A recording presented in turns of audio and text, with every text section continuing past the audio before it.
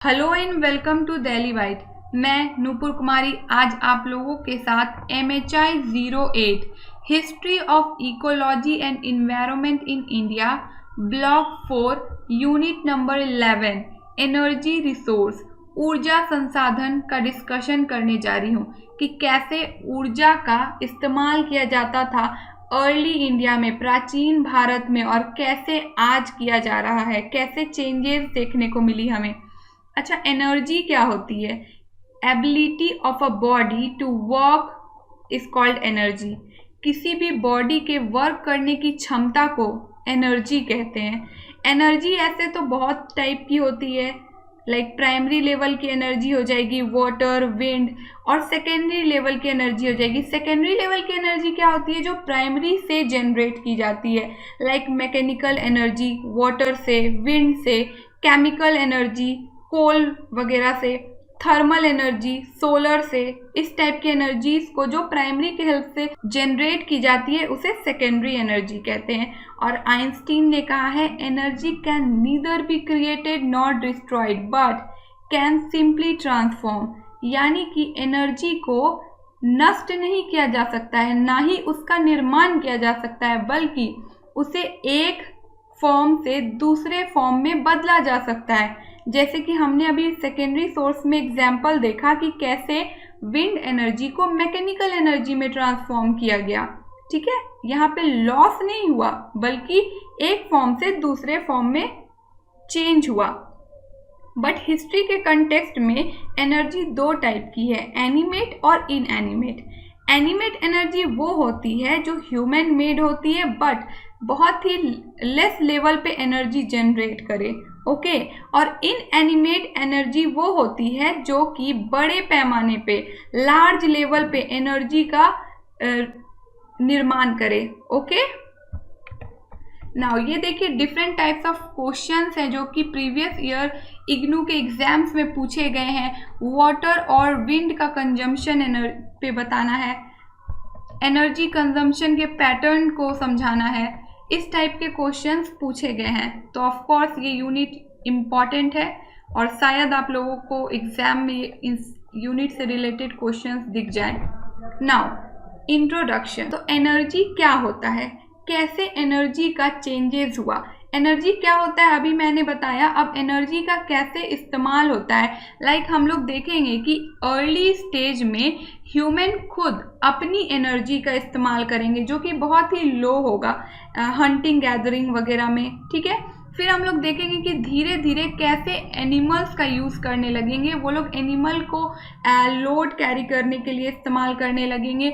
आगे चल के जब एग्रीकल्चर स्टार्ट हो जाएगा तो वाटर का इम्पोर्टेंस बढ़ जाएगा, सॉइल का इम्पोर्टेंस बढ़ जाएगा।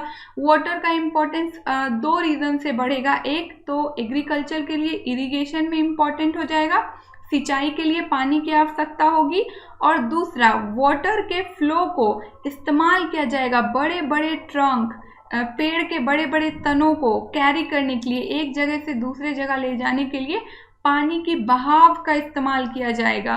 और हम देखेंगे कि कैसे ह्यूमंस न्यू न्यू रिसोर्सेस का सोर्स जो एनर्जी के होंगे उसका खोज करेंगे जिससे कि एनर्जी बहुत ही लार्ज लेवल पे जनरेट हो, okay. Now forms of energy. Energy के कितने फॉर्म्स होते हैं, कब किस फेज में किस टाइप के एनर्जी का इस्तेमाल होता है। देखिए, जब ह्यूमंस स्टार्टिंग में अर्ली फेज में, प्रिमिटिव फेज, प्राचीन काल जब चल रहा था, जब ह्यूमंस हंटिंग गैदरिंग करते थे तो वो क्या करते थे, अपनी फिजिकल पावर, अपनी भौतिक शक्ति का इस्तेमाल करते थे हंटिंग गैदरिंग में। बट इन लोगों ने फिर आगे चल के हंटिंग गैदरिंग को इजी करने के लिए और अपने एनर्जी को सेव करके किसी ऐसी जगह लगाने का सोचा जिससे कि उनका काम आसानी से हो जाए। तो उन्होंने स्टोन टूल्स बनाना शुरू किया। ये देखिए इस इमेज में स्टोन टूल्स बना रहे हैं। इसके बाद जब वो लोग हंटिंग गैदरिंग फेज से आगे बढ़ेंगे, विच मीन्स मेसोलिथिक पीरियड में इन करेंगे और वो लोग डोमेस्टिकेशन स्टार्ट करेंगे, तब वो लोग डोमेस्टिकेशन में एनिमल्स का इस्तेमाल करेंगे बोझा ढोने के लिए, लोड्स कैरी करने के लिए। ये देखिए यहाँ पे डोंकी को ले जाया जा रहा है लोड्स के साथ। फिर उसके बाद एनिमल्स का इस तरह से भी इस्तेमाल किया जाएगा। और जब एग्रीकल्चर फेज आएगा तो of course water is important, अभी मैंने पहले बताया इरिगेशन के लिए, और साथ ही साथ वाटर का इस्तेमाल किया जाएगा बिग बिग लोड्स को ढोने के लिए, चाहे वो बड़े बड़े पेड़ के ट्रंक्स हो। और वाटर का एक और इम्पॉर्टेंट यूज़ है जो मैं अभी आगे बताऊंगी। देखिए इस इमेज में है ये जो मैं बताने वाली हूँ। इसमें क्या होगा, वाटर के वेव का इस्तेमाल किया जाएगा। देखिए यहाँ से जब पानी क्रॉस हो रही है तो ये जो चक्री है ये घूमेगी, इससे क्या होगा, ये पूरा मशीन घूमेगा और यहाँ पे जो अनाज रखा है वो धीरे धीरे पिसकर यहाँ पे जमा हो जाएगा। इससे क्या हो रहा है कि ये लोग वाटर वेव का इस्तेमाल कर रहे हैं। इसी टाइप के विंड वेव का भी इस्तेमाल किया जाएगा। तो क्या ये अचानक हुआ नहीं, ये धीरे धीरे चेंजेस आती गई, तो उसके साथ ये चीज़ें होती गई। ठीक है। नाउ एनर्जी कंजम्पशन, किस फेज में किस टाइप से एनर्जी का कंजम्पशन किया जाता था। देखिए हड़प्पा सभ्यता की जब हम लोग बात करते हैं तो हड़प्पा सभ्यता बहुत ही अर्बनाइज था। हम लोग देखेंगे कि हड़प्पा सभ्यता में या फिर हड़प्पन सिविलाइजेशन में मैन मेड डैम्स मिली हैं, बांध मिली है, जिससे वो लोग इस्तेमाल करते थे वाटर के फ्लो को, बहाव का, एनर्जी के फॉर्म में। ठीक है। और ये कहाँ पे मिला है, मालघाट। मालघाट एक फेमस पोर्ट है हड़प्पा का, वहाँ पे हम लोगों को इसका एविडेंस देखने को मिलता है। इसके साथ साथ हम ये भी देखते हैं कि टाइडल वेव का इस्तेमाल हार्बर्स को बनाने के लिए, बंदरगाह को बनाने के लिए ज्वार तरंगों का इस्तेमाल किया जाता था। इसके साथ साथ हम ये अभी जो वाटर व्हील का भी जस्ट पहले मैंने एग्जाम्पल दिया था कि कैसे वाटर वेव से मूव कर रहा है वो चक्री, और उससे पूरा मशीन घूम रहा है और जो भी क्रॉप्स है उसको पीसा जा सकता है। ठीक है। तो उसका यूज़ किया जा रहा था, ये हड़प्पन टाइम्स में नहीं बट आगे चल के।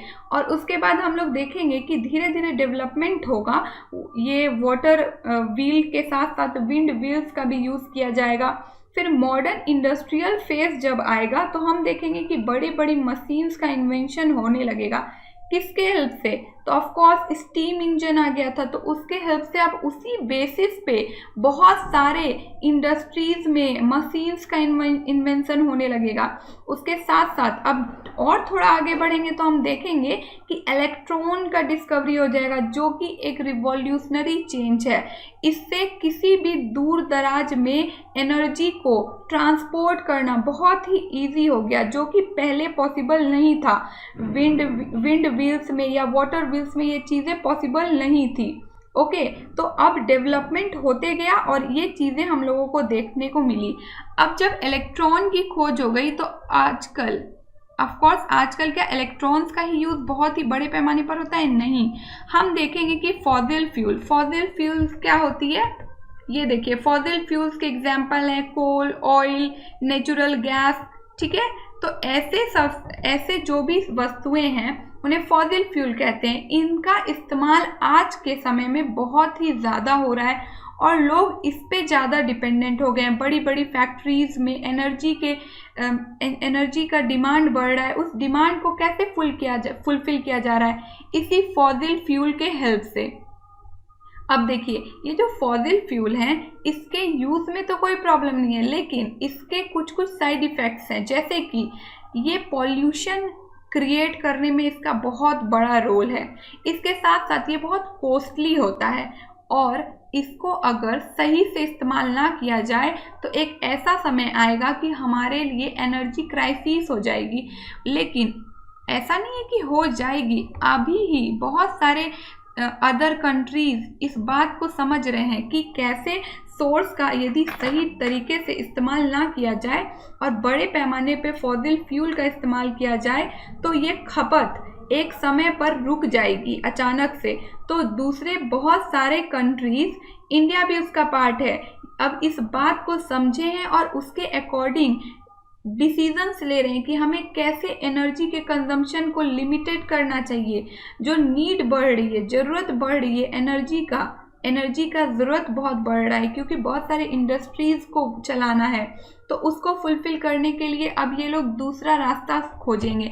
ऐसा नहीं है कि फॉसिल फ्यूल्स पे पूरी तरह डिपेंडेंट होंगे। आज हम लोग देखते हैं कि एनर्जी के बारे में, इन्वायरमेंट के बारे में बहुत सारे डिसीजंस लिए जाते हैं। किस बेसिस पे?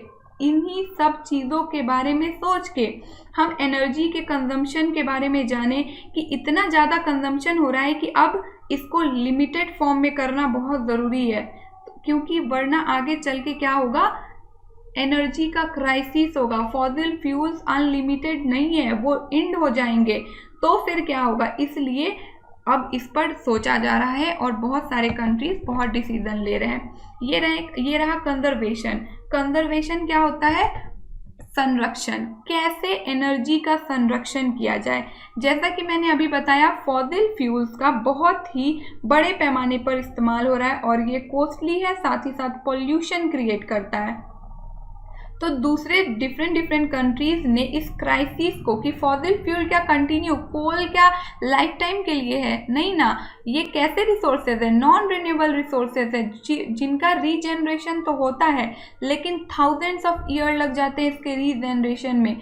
तो क्या इसका एकदम खुले हाथ यदि इसका इस्तेमाल करें तो यह कंटिन्यू रहेगा? Of course not. ये क्या होगा, एक टाइम के बाद खत्म होने लगेगा। ठीक है, तो इसलिए इसके कंजर्वेशन के बारे में, संरक्षण के बारे में सोचना बहुत ज़रूरी है। तो इस कंडीशन को बाकी कंट्रीज समझी और इस क्राइसिस को रोकने के लिए उन्होंने सोचा कि हमें कुछ अल्टरनेटिव या new alternative source of energy खोजना चाहिए। अल्टरनेटिव क्या? कि हमें पूरी तरह से फॉसिल फ्यूल्स पे डिपेंडेंट नहीं होना चाहिए, दूसरे सोर्स खोजने चाहिए। और जैसे ही हमें दूसरे सोर्स मिलेंगे, हमारा क्या होगा, एनर्जी जो है सेव किया जा सकेगा और ये बहुत ही फ़ायदेमंद होगा हमारे लिए भी और आगे के जनरेशन्स के लिए भी। इसीलिए बहुत सारे प्रोग्राम्स चलाए जाते हैं कि सोलर एनर्जी का यूज़ करने के लिए, जो सोलर एनर्जी जहाँ पे बहुत ज़्यादा अवेलेबल हो, जहाँ पे विंड एनर्जी अवेलेबल हो, वहाँ विंड एनर्जी यूज़ करना चाहिए। तो ये सब अल्टरनेटिव का इस्तेमाल करके हम ऊर्जा संरक्षण कर सकते हैं। ठीक है, now this was all for this video. Thank you. Subscribe daily bite and don't forget to follow your dream.